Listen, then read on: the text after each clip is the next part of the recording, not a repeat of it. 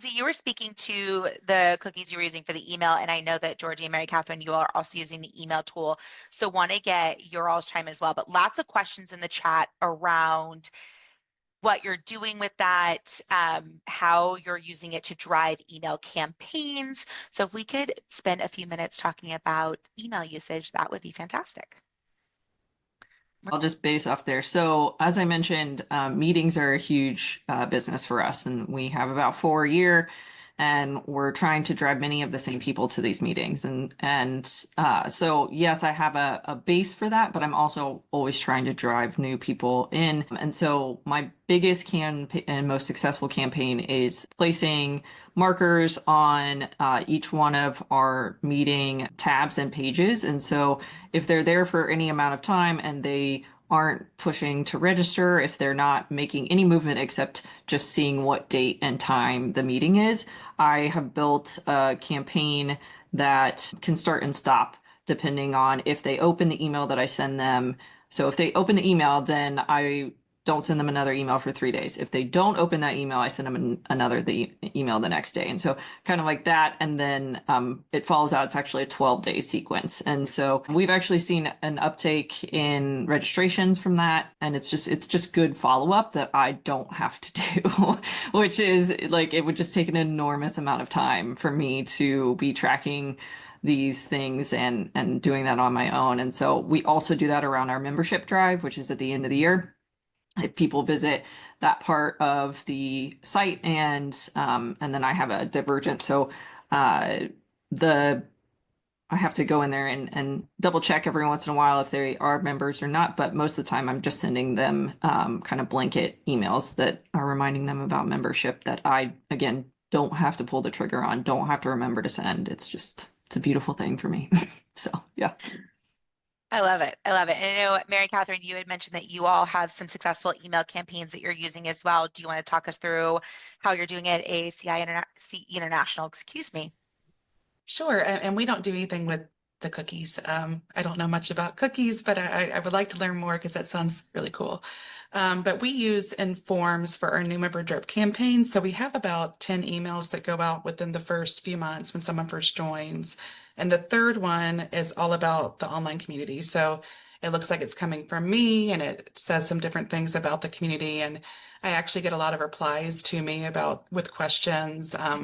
We have another email, I think the second in the series about the fourth one, about our sections. So kind of points, we have a section search page that I made, which I'll share in the chat, with like a collapsible menu that links out to all of our microsites, and if they use LinkedIn groups, to those. So the member drip campaign has been really successful, I think, and we also use it for renewals, but just for individual members. So it's nice because you can add the buttons and things, and then of course pull out the stats. There's another staff member that does the informed side of it, but yeah, we get a lot of good feedback. As far as on the community side, we have some automation rules set up for to update your profile picture, and that's sent when someone logs in for the first time, coming from me. And then that has the best conversion rate on the community side of things. And then I also send two other types of emails. One is to our lurkers, so people that are logging in but not posting, asking them to post, and that's a lower conversion rate. But like Lindsey said, set it and forget it. Sometimes people will reply and say, well, I don't have anything to post right now, which is fine, but at least they're reading it and thinking that I sent them some special personalized message. And the last one I send probably about 2 to 4 times a year, depending on my workload, is just about most popular discussions. So I'll pull out the most, probably 3 to 5 most popular discussions on from any of our communities. So we have some that are public, you have to log in, but open to non-members. And then we have our open forum that's membership only. And so I'll pull out some of those with the hyperlinks saying like, hey, look what you're missing on the community, come join the conversation. And that has a pretty good conversion rate too, or at least better than our lurker email. And that what I do is set up a conversion rule for each automation rule in the community to make sure we can mark those users as converted when they log in or update the profile picture, whatever the action is that we're asking them to do.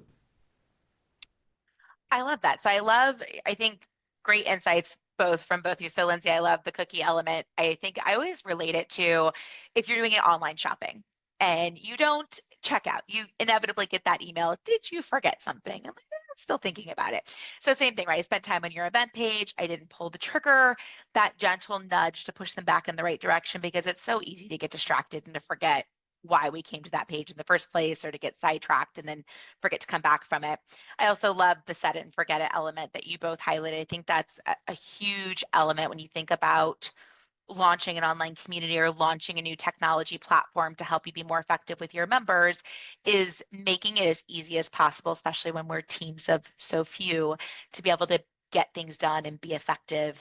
And that set it, forget it with that personalization standpoint is a huge call out.